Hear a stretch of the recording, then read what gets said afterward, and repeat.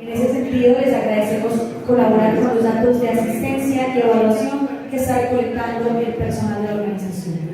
Agradecemos a las entidades que hacen posible esta fiesta del libro: la Alcaldía de Medellín con su Secretaría de Cultura Ciudadana, el Plan Ciudadano de Lectura, Escritura y Oralidad, el Sistema de Bibliotecas Públicas de Medellín y la Biblioteca Pública Piloto, nuestros grandes aliados con Penalco, con Fama y la Fundación Secretos para Contar, también a EPM, la Universidad de Antioquia y la Fundación Salgariano Concho. Muchas gracias a todos y todas las asistentes que nos acompañan hoy para esta actividad Humana Luz en Sombras de Fernando Cruz Cronfli. El autor conversa con Carlos Mario Ospina y nos convoca Sílaba Editores. Les dejo la palabra. Buenas tardes, muchas gracias a todos por su presencia. A Fernando, pues ya le hemos dado la bienvenida, pero se la damos una vez más. Fernando ha publicado con Sílaba muchos libros y nos honra una vez más tener este gran libro tuyo en nuestra colección de ensayo. Es un libro muy valioso. Gracias, Carlos Mario, por acompañarnos en esta presentación y adelante ustedes con la conversación. Bueno, muy buenas tardes para todas y todos. Muy buenas tardes. Bueno, maestro Fernando, lo que vimos en la presentación de este libro, Humana Luz en Sombras, vale la pena hacer unas palabras introductorias. Yo voy a tomar el trabajo de leerlas para no especular y también para honrar el tiempo y la palabra del maestro. Tengan presente que este libro que hoy se presenta desde la editorial Sílaba obtuvo el Premio Internacional Pigmalión de Pensamiento y Ensayo de este año 2024 en el contexto de España, y afortunadamente lo tenemos para nuestro contexto latinoamericano publicado por la editorial Sílaba. Les agradecemos que Sílaba pues, mantenga vivo este espacio para el pensamiento y la cultura. Yo tengo que hacer un agradecimiento muy especial al maestro Fernando por invitarme a esta inmersiva, pero que acepto con complacencia. Es un honor estar acá en compañía del maestro Fernando Cruz.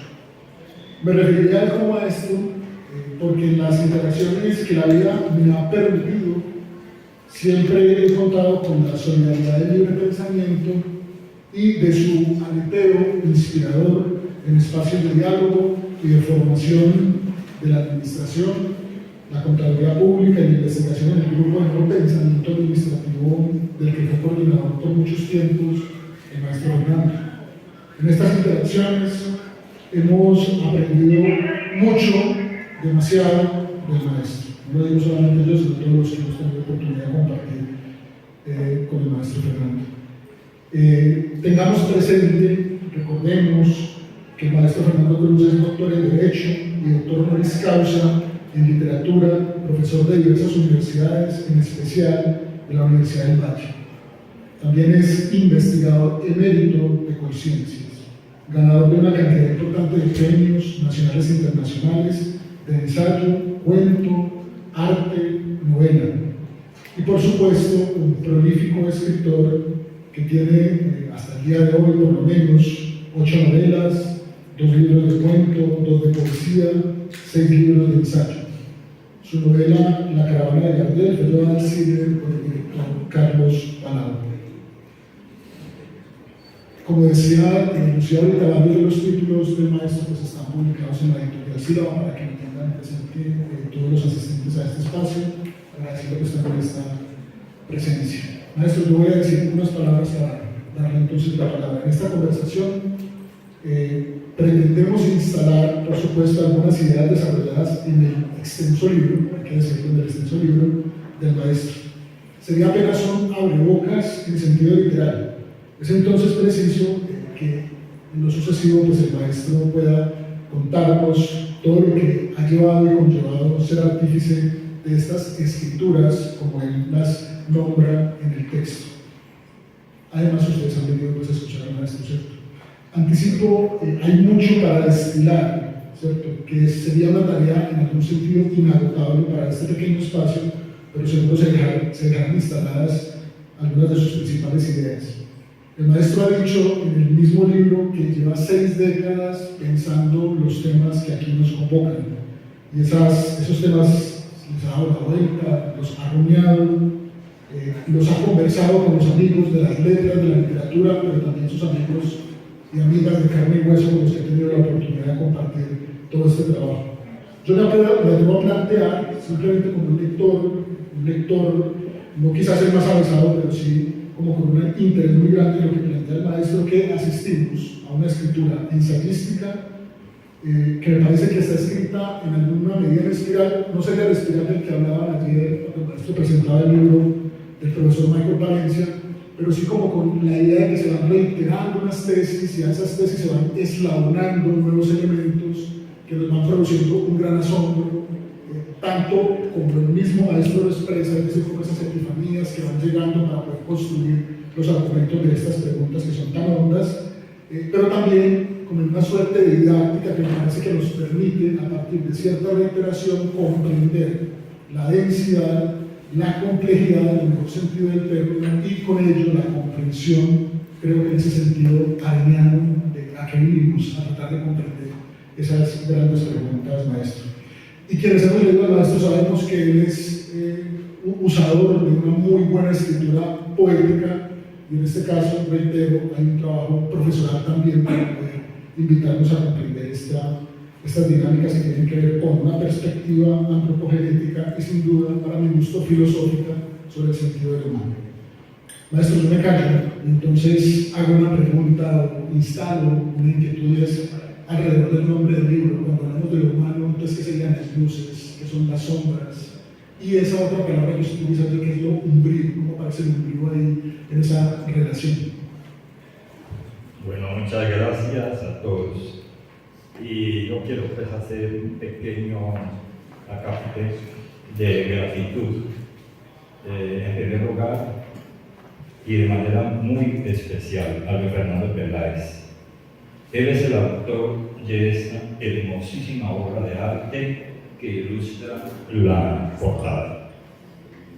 Luis Fernando, pues, es un gran artista de reconocimiento pues, nacional e internacional, y María Cristina, su esposa, siempre ha estado muy pendiente de estas cosas que tienen que ver con la generosidad de Luis Fernando, porque él ha prestado varias de sus obras para ilustrar las carátulas de algunos libros que precedieron a este. También un agradecimiento especial para Lucía Donadillo y a todo su equipo, porque me consta que es un equipo. Sílaba cumpliendo 15 años hoy con estos días de estas fiestas. Es decir, Sílaba es una quinceañera y debemos celebrar ese cumpleaños con especial afecto. También muchas gracias, Carlos Mario, por haber, dijéramos, asumido este reto. Pero yo, cuando Lucía me dijo que quien pensaba que podía hacer la presentación del libro, inmediatamente pensé en Carlos Mario. Él es un profesor de la Universidad de Antioquia, muy juicioso,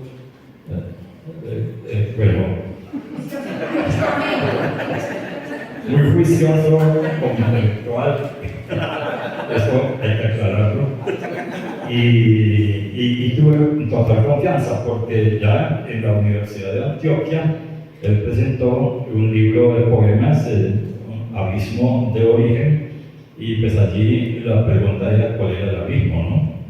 del origen, también editado por Sílaba.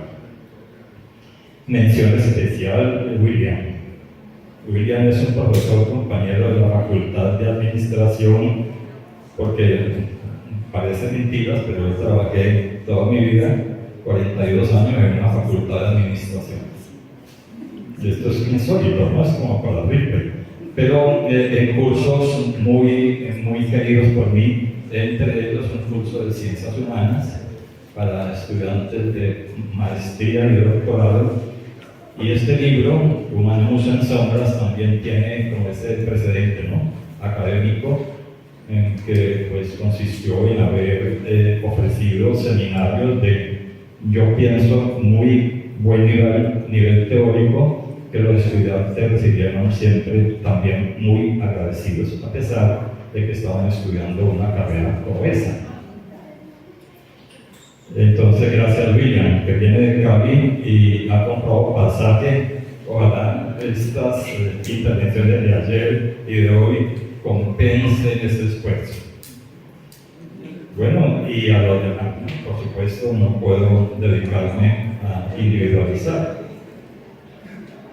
Bueno, yo pienso que a propósito de tu inquietud, este libro es el resultado de, yo diría, de muchos años, décadas de mi vida, porque yo considero que este es un ensayo de cierre de mi vida.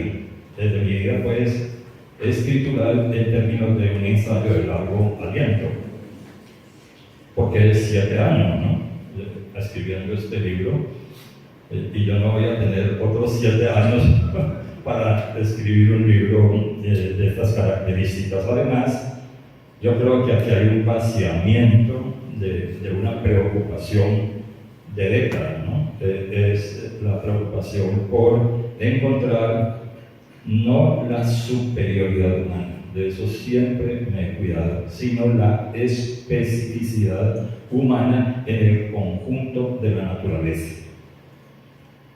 Yo parto, por supuesto, del paradigma evolutivo, no del paradigma creacionista, que me llevaría, por supuesto, a una definición de la especificidad humana en las antípodas, ¿no?, en otro mundo completamente distinto.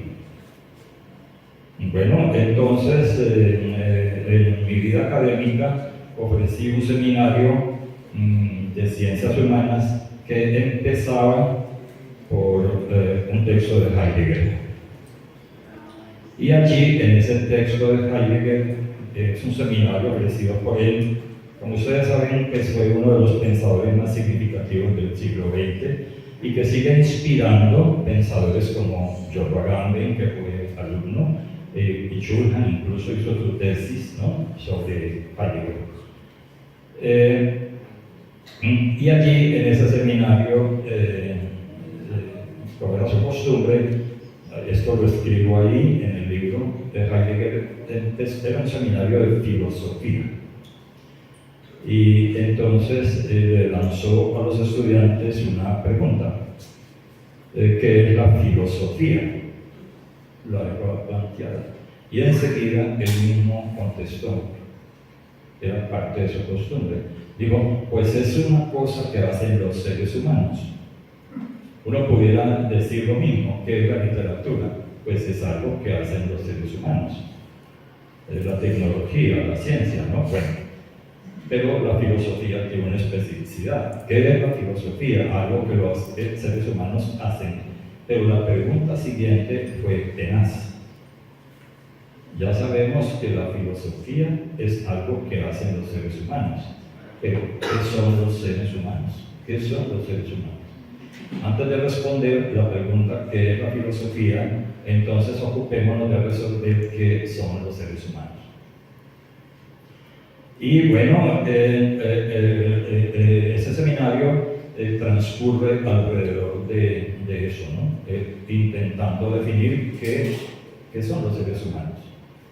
Y en una de esas intentos de definición dice los seres humanos que somos una senda perdida, somos una equivocación de los dioses, en fin, dice, o todo esto no es más que una sombra que oculta lo que realmente somos.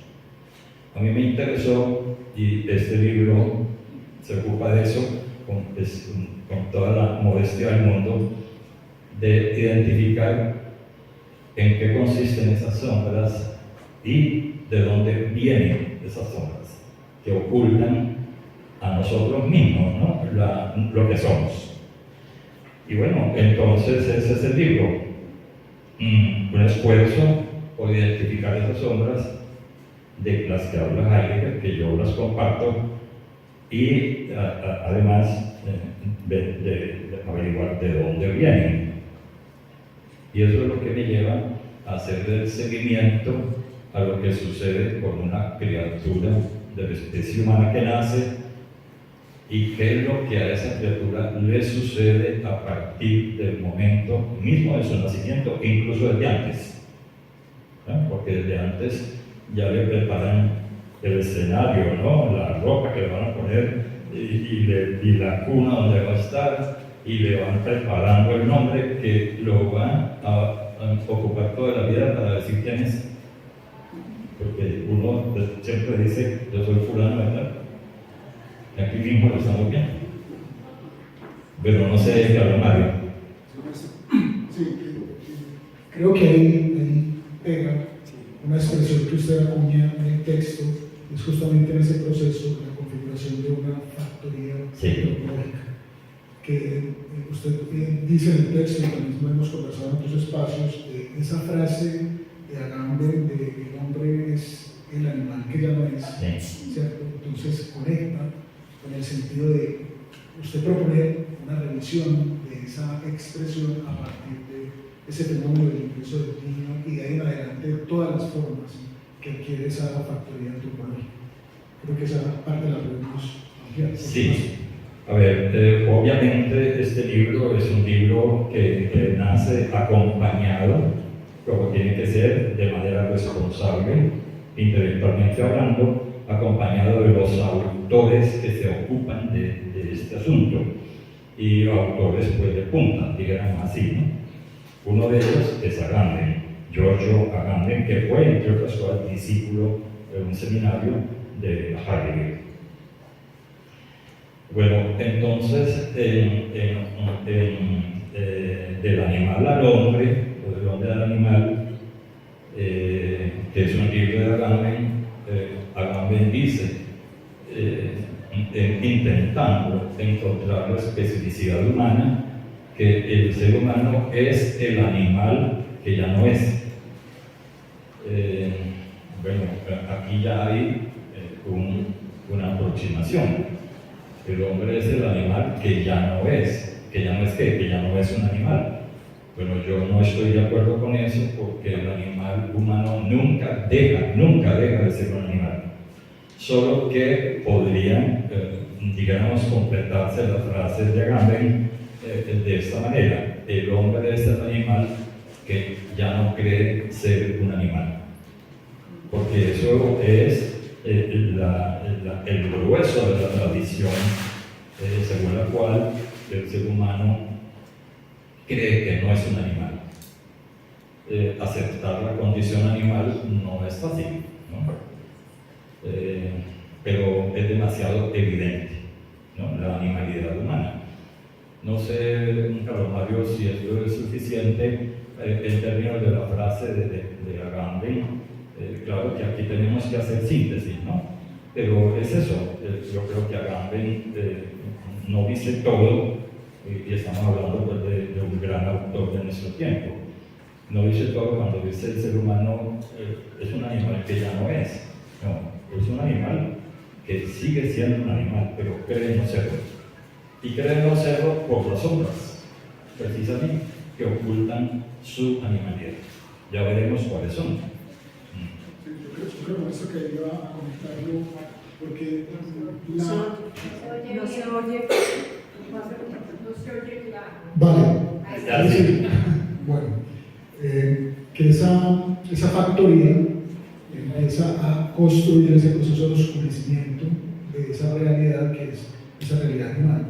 Entonces, en el libro aparecen diversas formas que ha tenido la humanidad para producir ese oscurecimiento.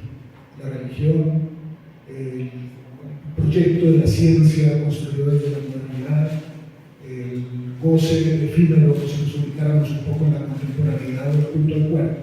Entonces, en el texto, el maestro hace un recorrido por las formas en que se ha venido oscureciendo ese sentido, más que sentido de esa cosa que está en nosotros y que nos habita, ese animal que persiste o que mantiene allí en tensión. No sé si ampliamos esos mecanismos de la factoría para producir ese sobrecimiento.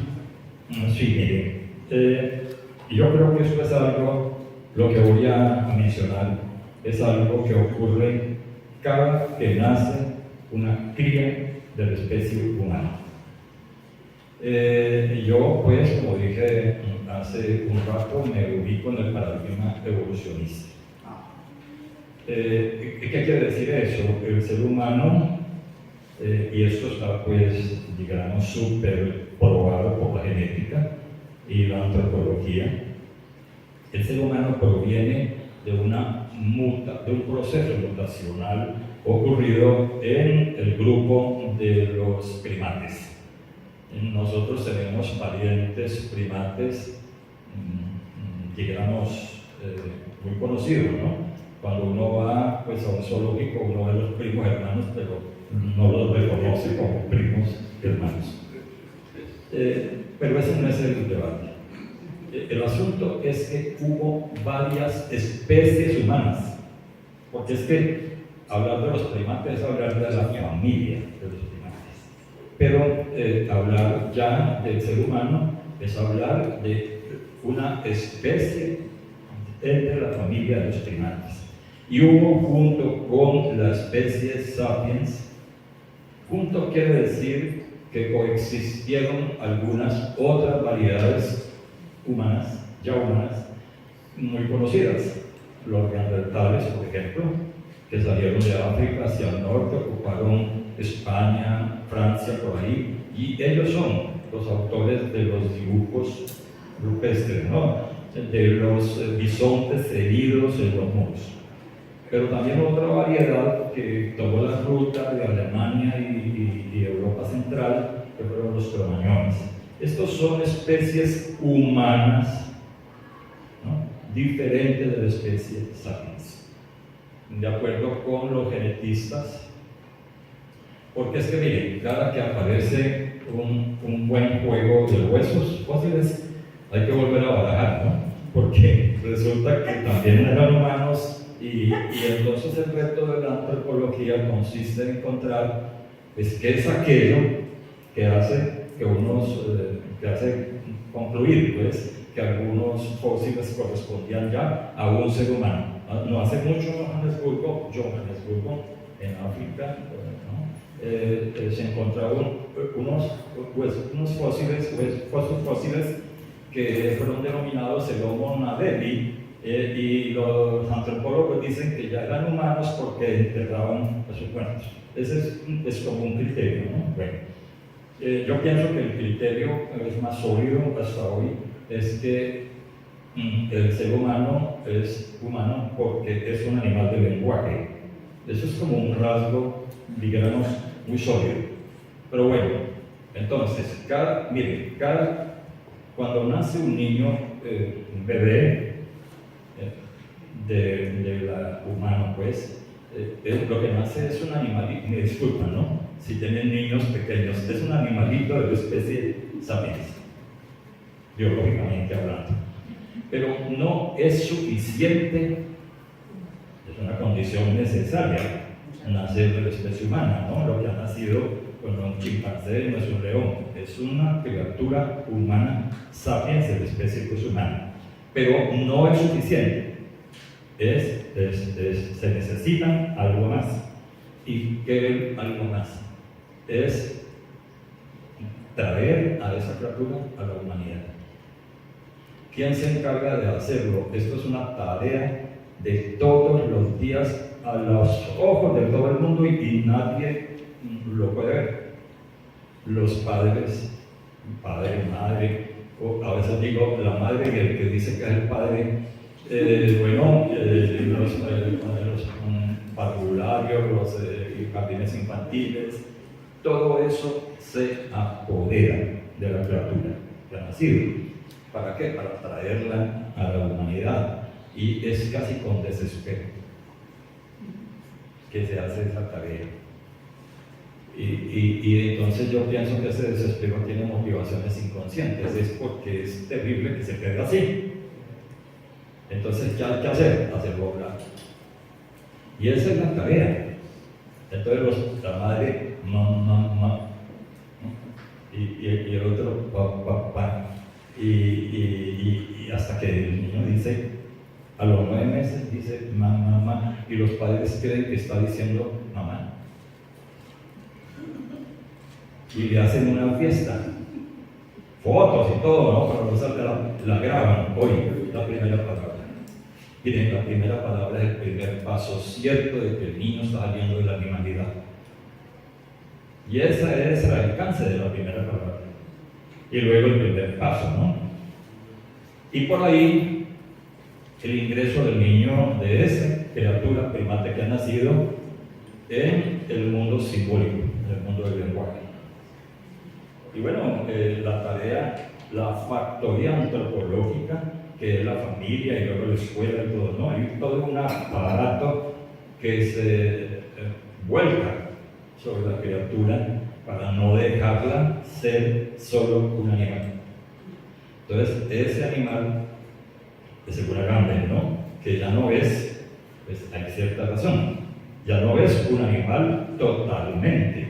¿Por qué? Porque en ese animal se ha hecho nacer otro mundo, ¿no? Y ese otro mundo, claro, la criatura que ha nacido, primate, humana, tiene que tener las condiciones biológicas, neuronales, ¿no? Fisiológicas para ingresar en el mundo del lenguaje, ingresar en el mundo moral. Esas son las sombras. ¿Cuáles son? Pues el lenguaje, el animal que habla ya no se puede ver como un animal. El animal que somete sus conductas a un código moral mismo.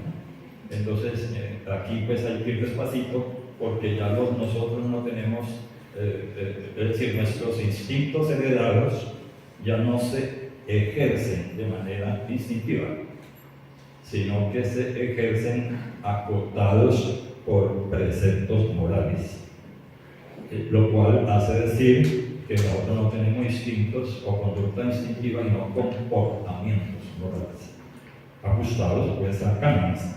Pero además de eso, en nosotros nace un mundo psíquico. Entonces vayan sumando ustedes el mundo simbólico por el lenguaje, el mundo psíquico, el mundo moral. Y para rematar, el niño tiene que entrar en un mundo de creencias.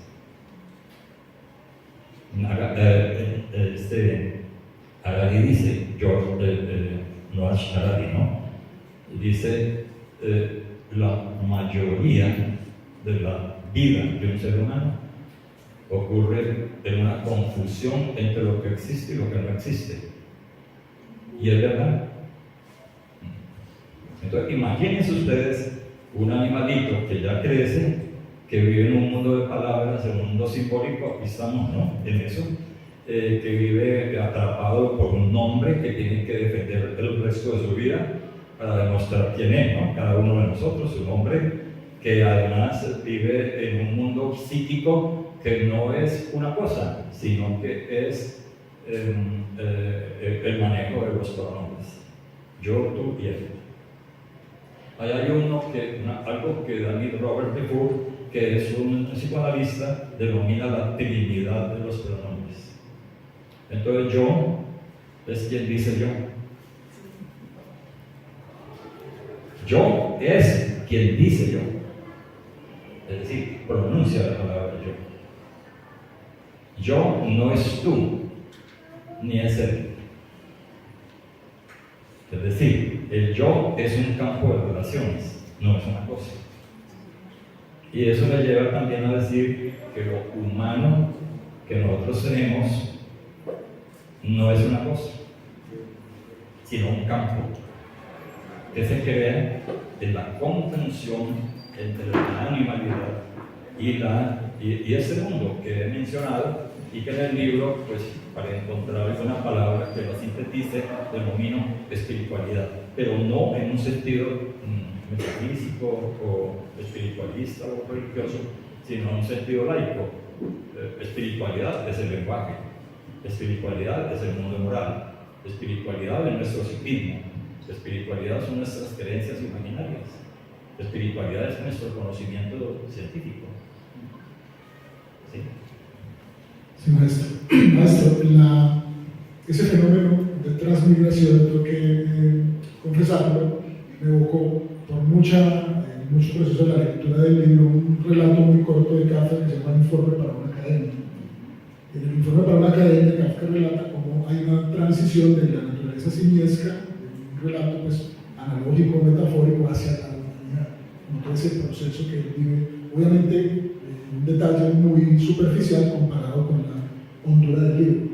Pero es muy importante cómo llega usted a la palabra trastorno para ubicar ese proceso transmigratorio y cómo ese trastorno no tiene una implicación, una valoración negativa, sino que implica reconocer cómo está esa tensión en esa configuración del humano como campo.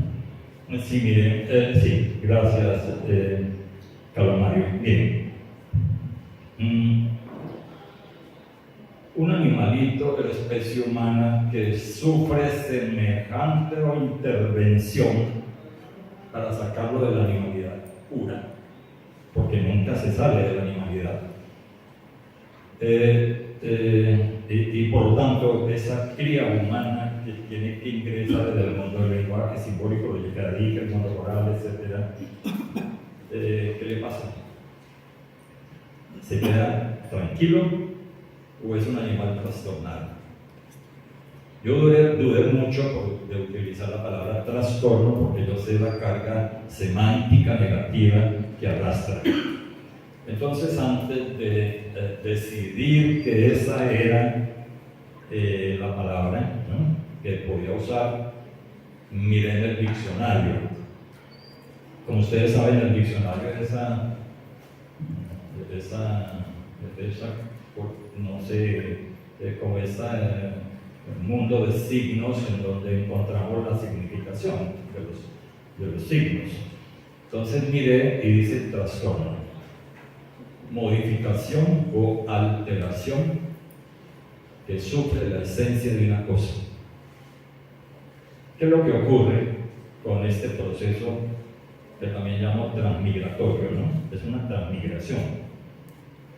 Transmigración en el sentido de la animalidad a la espiritualidad, sin perder la animalidad.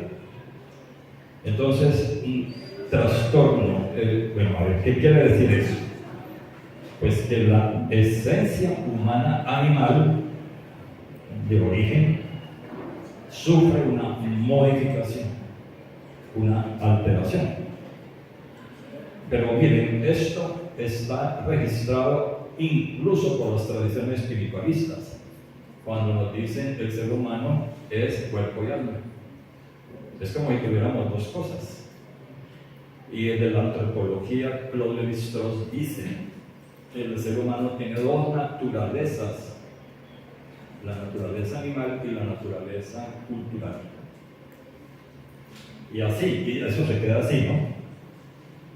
Ahora, yo me he preocupado por ver qué es lo que pasa, y este libro es eso, qué es lo que pasa para que el ser humano tenga dos naturalezas, para que crea desde el espíritu, dijéramos desde las miradas religiosas, que tenemos cuerpo y alma. Esa sí que es dura, porque nosotros tenemos un alma que nos salva del fin, ¿no? de la muerte. No de la muerte biológica, porque nos vamos a morir, sino que allí no terminamos, sino que seguimos. Mejor dicho, yo creo que mejor dicho, ningún seguro de vida mejor que una religión, porque las religiones, me disculpan los creyentes aquí, porque las religiones se encargan del seguro de vida, pero un seguro de vida pues profundo, no nos morimos, sino que seguimos. Bueno, este libro no está escrito desde aquí, pero es muy respetuoso con esto, ¿no? Por supuesto. Porque eso hace parte de la confusión entre lo que existe y lo que no existe, ¿no? En las creencias. Ahora bien, entonces, me preguntas, ¿por qué trastorno? Pues yo creo y transmigración, que también lo utilizo a veces, porque el bebé está migrado de la naturaleza puramente biológica a otro mundo. El punto es que ese otro mundo se apodera del animal, sin dejar de ser un animal. El punto es que ¿Cómo vivimos nosotros ese doble mundo? Es tenaz, porque no es una relación amable. Agamben mismo, en otro libro que se llama Del fuego y el relato, dice, es que el animal que somos hace como una visitación permanente a la espiritualidad, y la espiritualidad hace una visitación permanente a la animalidad. Es una metáfora muy bonita, pero yo creo que no explica. Mi punto de vista no es pesimista para nada, es que ese doble mundo nunca se resuelve, sino que tiene que cohabitar. Es decir, nunca la animalidad se resuelve, sino con la muerte. Y es allí, entre otras cosas, donde la animalidad toca torneta, ¿no? Porque el que muere es el animal que somos. Ahora, es duro, sí, es duro como situarse ahí, pero el punto es, y es duro ¿por qué? Porque nosotros venimos de otras tradiciones, ¿no? Pero, ¿qué vamos a hacer? si este es el asunto. Entonces, el punto es como aceptar que somos las dos cosas. Y, es decir, animalidad y espiritualidad. Ojo, siempre espiritualidad, mundo simbólico, mundo psíquico, mundo moral, imaginarios, ¿no? Cuando hablo de espiritualidad, siempre la palabra se traduce así en este libro, para no hablar de espiritualidades en otro sentido. Entonces, concluyo que por eso es que yo defino que lo humano que nosotros tenemos aquí, y yo creo que esa sí es una contribución que el libro le hace a la antropología, es con toda modestia, porque yo ahí pienso que la humanidad que tenemos no es una cosa, sino un campo de encuentro entre la animalidad y la coexistencia, ¿no? Es decir, lo que se produce en la coexistencia entre la animalidad y la espiritualidad. Maestro, justamente allí hay una interesante, muy interesante invitación reflexiva en el texto alrededor de plantear que la idea de pulsión de muerte y destructividad que se da enfocado a la perspectiva biologicista, sobre todo en esa primera forma del psicoanálisis. En el caso, usted está planteando esa pulsión de muerte y destructividad queda cooptada por lo espiritual, y en ese sentido hay un cambio, y entonces la violencia ya no es la misma violencia en términos del animalito, por decirlo de alguna manera. Y entonces cuando decimos es bárbaro como un animal, probablemente estamos siendo inexactos en lo que queremos decir si nos referimos a las violencias que ha desarrollado la especie humana en los tiempos que corren y los antiguos también. Sí, Carlos Mario, muchas gracias. Ese es un punto fundamental de este libro. Miren, situémonos en el siglo XX. El siglo XX fue recibido con gran entusiasmo por el siglo de la razón, el siglo de la inteligencia.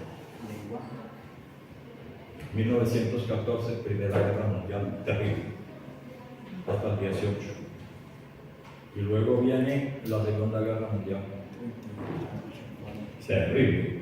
Y encontramos que en el corazón de Occidente, en el corazón de la gran cultura filosófica y musical y literaria, se producen los hornos crematorios y los campos de exterminio. Y eso dejó perplejo a la inteligencia. La inteligencia decía, después de Auschwitz no podemos escribir más. Y yo creo que lo único que puede decir que fue Auschwitz es la poética y la literatura. Y de hecho, así ha sido. Pero también la filosofía y también el psicoanálisis. Bueno, y ahí no termina. El siglo XX es una matazón.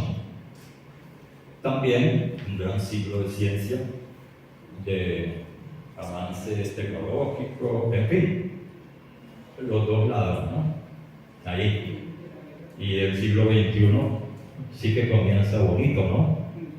Con la guerra en Ucrania, con los éxodos de los miserables en busca del norte.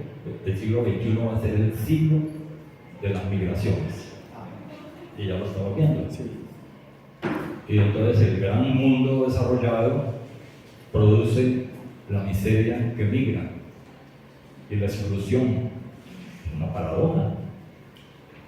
Pero ahora vemos Ucrania y yo he debatido el tema porque es que algunos dicen, yo me inclino por Ucrania, y otros dicen, no, yo me inclino por Rusia. Pero no se hacen la pregunta de por qué esa razón. Es decir, ¿de dónde viene la guerra? Esa pregunta se hizo Freud en El malestar en la cultura, pero no la resolvió. Ahora vamos a ver, ¿no? Un poco.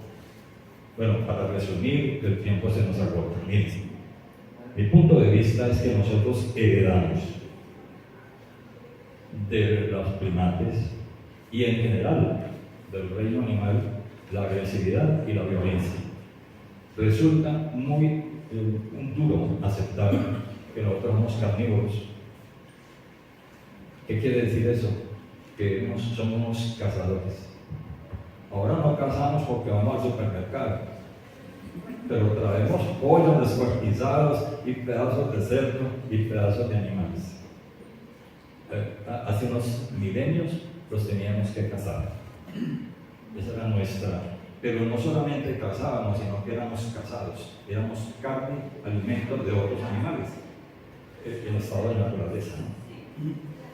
Heredamos pues la pulsión agresiva y violenta. Eso es un legado de la naturaleza. Pero ojo, en los animales la agresividad y la violencia es un instinto. Es un instinto que se desarrolla y se ejecuta para comer, pero nunca hace genocidio, ¿no? También para defender el grupo en los animales gregarios, ¿no? Y para la territorialidad, defender la territorialidad. Es decir, la violencia animal y la agresividad está acotada por el mismo instinto. Es decir, el instinto animal tiene dos dispositivos: la búsqueda de lo necesario y el límite, la inhibición del instinto cuando el instinto se satisface, la necesidad. Pero el ser humano hace de ese legado un uso imprevisible. ¿Cuál es? El uso que lo hacen hacer las creencias espirituales. Es tenaz. Miren, la creencia religiosa medieval llevó a la incineración de los herejes librepensadores y a las brujas mujeres, de los cuales yo soy fans. Adoro las brujas medievales, para decirlo de una vez. Mujeres que se la jugaron. De esas se la jugaron. Ahora, ¿qué más? La bruja de Michelet. Y públicamente, ¿no? ¿Qué gobernaba eso? La creencia religiosa. No era distinto. Ojo, había el dispositivo, pero lo que importaba era la purificación de la fe. Y por eso el fuego, porque el fuego purifica. ¿No? Es igualmente. ¿Qué sobrevuela hoy sobre Gaza? La Torá. Vea, yo me los puedo apostar porque he oído los rabinos hablar en el Tanjab mencionar las profecías de Jeremías y de Isaías. Y yo, por lo desocupado, me puse a buscar qué decía Jeremías, qué decía Isaías. Entre otras cosas, ¿no? Simplifico, por supuesto. hay que matar a los niños sin piedad. Eso dice Yahvé, además. Porque si no los matas ahora, después te matarán. Fotografía, Gaza. Es decir, sobre Gaza, claro, a mí me dicen, pero es que hay razones geopolíticas, porque es que Israel es un portaaviones de tierra de Occidente en el Medio Oriente, porque ahí está Irán. Todo cierto. Pero uno no entra a una matazón de esas, sino por una creencia. Ese es mi punto de vista. Es decir, de la violencia, de la agresividad humana, se apodera la espiritualidad. Y entonces nosotros vemos en el mismo siglo XX a Hitler. Me pasó, no por otro lado, sino por una cosa muy parecida. Un genocidio judío por los nazis. Métanse usted, yo lo he estudiado porque ese fenómeno es para ser responsable, ¿no? Y resulta que los nazis eran normales. Ustedes dicen, esos eran unos animales. A mí me parece que eso es una calumnia contra los animales. Los animales no son así, no son así. ¿Qué es lo que hace que un nazi sea nazi? Para uno ser nazi no necesita ser alemán ni antisemita. Esto lo demostró un psiquiatra norteamericano que le dieron permiso de estudiar a los criminales nazis en Nuremberg. Y llegó a la conclusión de que todos ellos eran seres humanos normales. No estaban locos, ni eran animales. ¿Qué los hizo ser así? Las creencias. Había habido la Primera Guerra Mundial, pueden ustedes sumarse la economía, las humillaciones de la Primera Guerra Mundial y todo eso. Pero lo que gobierna los campos de exterminio es una creencia eugenésica, que estaba de moda además. Gobineau, ¿no? Y los eugenesistas que decían que la humanidad había que purificarla, que había razas impuras y razas inferiores, y que los alemanes eran una raza superior, una raza pura, y tanto así que los nazis organizaron un proyecto en busca de los cromañones, porque para ellos los cromañones eran más importantes que los neandertales. Imagínense esa locura. No, preciso, eso no es una locura, es un delirio. Técnicamente hablando, el delirio es una creencia que se vive con absoluta convicción. La creencia eugenésica, que este delirio es performativo, crea instituciones, crea filosofías. El delirio no es estar loco, ¿no? El delirio es creer firmemente en algo y echarlo a andar. Creer en la pureza. Miren, las mujeres arrastraron hasta hoy el estigma de la impureza. Ese concepto de la pureza es terrible. Pureza racial, el racismo. Y entonces uno encuentra que hay exterminio racista. Y si no hay un exterminio físico, hay una marginalidad de las razas, de las etnias, multicolores, ¿no? Bueno, entonces, cierro. A ver. Y creo que cierro de todo, me parece. No, es que es muy importante que para mí resolver yo el problema de la violencia humana. Y lo entendí cuando comencé a ver que detrás de toda exterminio hay una ideología, hay una creencia, hay un delirio. Que el asunto no es que somos así porque somos animales. Y uno fácilmente despacha diciendo, no es que somos unas bestias. No es cierto. Los seres humanos somos terribles, es porque operamos según creencias que vivimos con absoluta convicción. Es terrible, porque imagínense ustedes El ser humano queda atrapado en las circunstancias y en las coyunturas. Bien, cerramos, maestro, esta presentación. Yo creo que para todo el auditorio presente, que le agradecemos mucho su venir acá, es evidente todo lo otro que van a encontrar en el libro. No vamos a hacer más spoiler, pero aquí hay como otras factorías, voy a usar el plural factorías para hablar de la tecnología o la inteligencia artificial o las formas del transhumanismo, del poshumanismo y el pensamiento posmoderno, hipermoderno, hace parte de ese tránsito y esa historicidad de la forma en que esa factoría antropológica hace lo que ha venido haciendo en la constitución de los nosotros como seres humanos. Yo creo que el maestro nos invita a verle la cara a eso, de frente, sin miedo. Yo leo 3 líneas y cierro con eso. Dice: es consolador el maestro asumirse de esta manera en los más absolutos límites. Es consolador sobre todo ser consciente de lo que el ser humano es y de lo que precisamente por serlo ha sido capaz de hacer y seguirá siendo de manera cambiante en las formas hasta el final de los tiempos humanos. Porque no todos los tiempos que se han dado en la Tierra fueron tiempos humanos, aunque muy seguramente los tiempos humanos fueron los últimos tiempos. No es pesimista, porque yo también estoy de acuerdo en que no hay un pesimismo en verle la cara a cómo opera la factoría. Creo que justamente la invitación es a hacernos cargo de esa verdad y no echarnos mentiritas. Maestro, muchísimas gracias y todos, obviamente, compartir.